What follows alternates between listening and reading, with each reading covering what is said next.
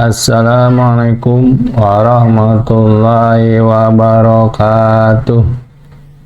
Bismillahirrahmanirrahim. Apa kabar anak-anakku semua? Semoga keadaan kalian pada pagi ini sehat walafiat, tidak kurang suatu apapun. Amin amin ya rabbal alamin. Pada hari ini kita akan mempelajari akidah akhlak bab keempat, yaitu tentang iman kepada Nabi dan Rasul. Tujuan kita mempelajari iman kepada Nabi dan Rasul adalah menguraikan pengertian iman kepada Rasul, kepada Nabi dan Rasul dengan baik. Yang kedua, menguraikan nama-nama Nabi dan Rasul dengan benar. Yang ketiga, menyimpulkan kembali tugas serta sifat-sifat Nabi dan Rasul dengan benar. Menemukan hikmah beriman kepada Nabi dan Rasul dengan benar. Melaksanakan perilaku beriman kepada Nabi dan Rasul dengan baik dan benar dalam kehidupan sehari-hari. Apa itu pengertian iman kepada Nabi dan Rasul? Nabi dan Rasul adalah hamba Allah Subhanahu wa Ta'ala yang terpilih untuk menjadi penyeru kepada umatnya. Mereka memiliki karakter mulia, ketaatan dan keistimewaan untuk menyampaikan perintah Allah Subhanahu wa Ta'ala. Iman kepada Nabi dan Rasul artinya mempercayai atau meyakini dengan sepenuh hati bahwa Allah Subhanahu wa Ta'ala telah mengutus para Nabi dan Rasul untuk menyampaikan wahyu kepada umat manusia. Sebagai umat Islam, kita wajib beriman kepada Nabi dan Rasul. Dalam sebuah hadis bahwa seluruh jumlah Nabi adalah 124.000 Nabi. Sedangkan jumlah Rasul ada 313. Yang wajib kita ketahui hanya 25 Nabi dan Rasul. Yang pertama, Nabi Adam alaihissalam. Kedua, Nabi Idris alaihissalam. Ketiga, Nabi Nuh alaihissalam. Keempat, Nabi Hud alaihissalam. Nabi Soleh alaihissalam. Nabi Ibrahim alaihissalam. Nabi Lut alaihissalam. Nabi Ismail alaihissalam. Nabi Ishaq alaihissalam. Nabi Yakub alaihissalam. Nabi Yusuf alaihissalam. Nabi Ayub alaihissalam. Nabi Syuaib alaihissalam, Nabi Musa alaihissalam, Nabi Harun alaihissalam, Nabi Zulkifli alaihissalam, Nabi Daud alaihissalam, Nabi Sulaiman alaihissalam, Nabi Ilyas alaihissalam, Nabi Ilyas alaihissalam, Nabi Yunus alaihissalam, Nabi Zakaria alaihissalam, Nabi Yahya alaihissalam, Nabi Isa alaihissalam, Nabi Muhammad Sallallahu Alaihi Wasallam sebagai penutup para nabi. Jadi setelah Nabi Muhammad Sallallahu Alaihi Wasallam tidak ada lagi nabi dan rasul yang Allah utus kepada umat manusia. Maka dari itu, jika saja ada yang mengaku-ngaku nabi dan rasul, jangan percaya, jangan ikuti. Dari sekian banyak nabi dan rasul, ada nabi dan rasul yang tergolong nabi dan rasul ulul azmi. Apa itu ulul azmi? Adalah rasul pilihan yang memiliki keteguhan hati, ketabahan dan kemampuan yang luar biasa dalam menghadapi berbagai cobaan dan penolakan yang sangat keras dari kaumnya ketika berdakwah. Kelima nabi dan rasul tersebut adalah sebagai berikut. Pertama, Nabi Nuh alaihissalam. Dua, Nabi Ibrahim alaihissalam. Ketiga, Nabi Musa alaihissalam. Yang keempat, Nabi Isa alaihissalam.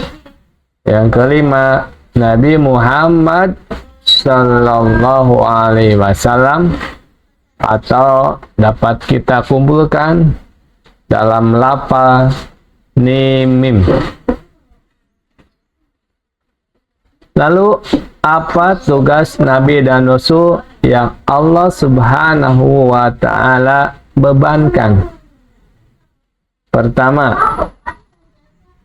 mengajak manusia untuk beribadah hanya kepada Allah Subhanahu wa ta'ala, karena hanya Allah lah Tuhan yang Maha Esa, Tuhan yang Maha Kuasa, dan tidak ada lagi Tuhan selain Allah Subhanahu wa ta'ala. Kemudian yang kedua, menyampaikan risalah atau ajaran Allah Subhanahu wa ta'ala kepada manusia. Yang ketiga, memberikan kabar gembira dan peringatan kepada umatnya. Kabar gembira kepada orang-orang yang taat kepada Allah Subhanahu wa ta'ala dan Rasulnya, sedangkan peringatan ada kepada orang-orang yang durhaka atau membangkang perintah Allah Subhanahu wa ta'ala. Yang keempat, memperbaiki akhlak manusia dengan menjadi teladan yang baik, karena Nabi dan Rasul adalah suri tauladan yang baik yang dapat kita teladani segala sifat-sifatnya untuk kita praktikkan dalam kehidupan sehari-hari. Yang kelima, mengajarkan dan meluruskan akidah manusia agar sesuai dengan ajaran Islam. Nabi dan Rasul memiliki sifat wajib, sifat mustahil, dan sifat jaiz. Sifat wajib Nabi dan Rasul yaitu sifat yang pasti dimiliki oleh para Nabi dan Rasul. Sedangkan sifat mustahil Nabi dan Rasul yaitu sifat yang tidak mungkin dimiliki oleh para Nabi dan Rasul. Sifat wajib yang pertama, sidik, yang artinya adalah benar. Sifat mustahilnya atau perlawanannya adalah kizib, yang artinya adalah bohong. Mustahil Rasul bersifat bohong. Yang kedua, amanah, dapat dipercaya. Perlawanan atau sifat mustahilnya adalah khianat. Jadi mustahil Rasul bersifat khianat. Yang ketiga adalah tabligh, yang artinya menyampaikan. Perlawanannya atau sifat mustahilnya adalah kitman, yang artinya menyembunyikan. Mustahil Rasul bersifat menyembunyikan wahyu dari Allah. Yang keempat, patonah, cerdas. Perlawanannya adalah baladah. Mustahil Rasul bersifat baladah atau bodoh. Yang ketiga adalah sifat jaiz Nabi dan Rasul. Apa itu sifat jaiz?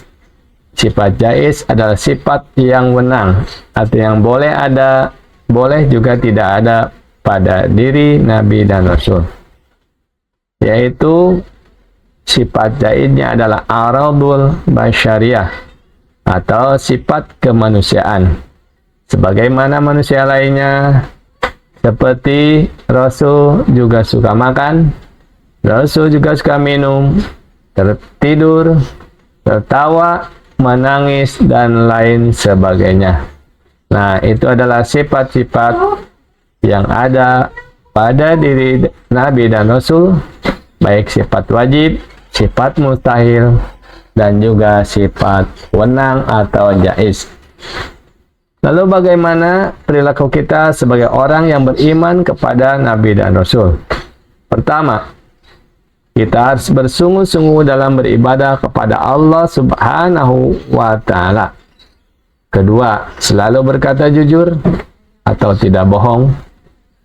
Ketiga, melaksanakan amanah atau tanggung jawab yang diberikan kepada kita.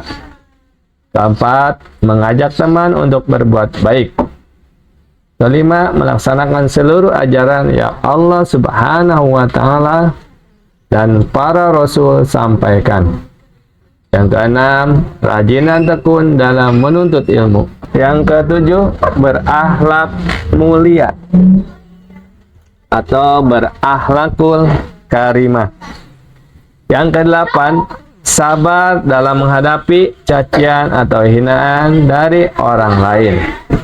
Itu adalah perilaku sebagai seorang yang beriman kepada Nabi dan Rasul.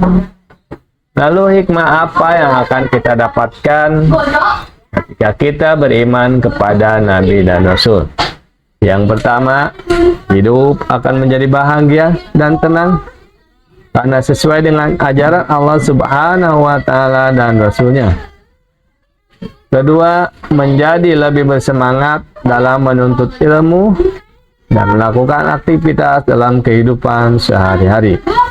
Ketiga, akan membentuk diri kita menjadi seseorang yang berakhlak mulia atau berakhlakul karimah. Yang keempat, menjadikan kita sebagai orang yang bermanfaat untuk orang lain. Karena sebaik-baik manusia adalah orang yang bermanfaat untuk orang lain. Dari pelajaran tadi dapat kita rangkum atau kita simpulkan. Yang pertama, iman kepada Nabi dan Rasul termasuk rukun iman. Yang keempat, yang kedua, iman kepada Nabi dan Rasul berarti percaya bahwa Allah Subhanahu wa Ta'ala telah mengutus seorang manusia pilihannya untuk mengajak umat manusia beribadah kepadanya.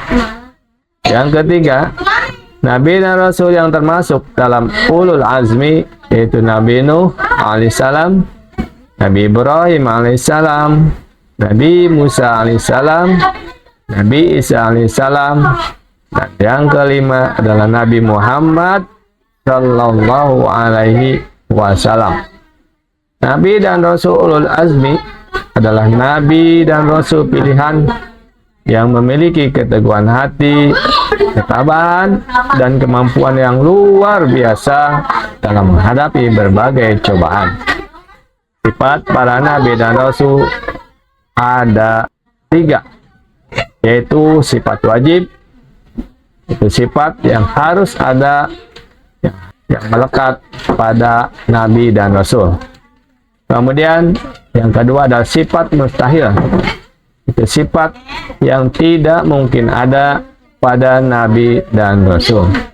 Yang ketiga adalah sifat jaiz atau sifat menang, itu sifat yang boleh ada ataupun tidak ada pada Nabi dan Rasul.